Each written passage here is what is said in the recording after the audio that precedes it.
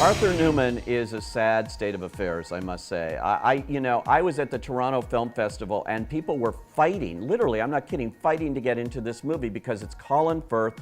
It was one of the bigger titles at Toronto this year. And Emily Blunt. I love Emily Blunt. The two of them together in what's billed as a romantic comedy sounded terrific. This movie is a huge disappointment. It's about a guy who's divorced, depressed, wants to change his life, doesn't get along with his kids, so he decides to change his identity, essentially, and hit the road to Indiana, where he's decided he's going to become a golf pro.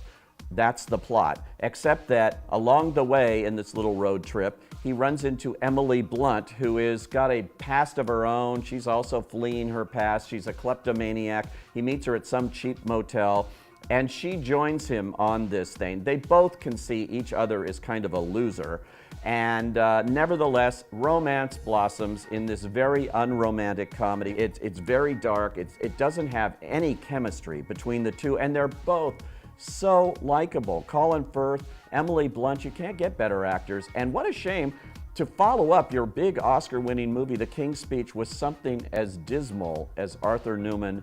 This is definitely a no. I got you a small token. Thank you, Wallace. I love alligators. It's my pleasure. What'd you call me?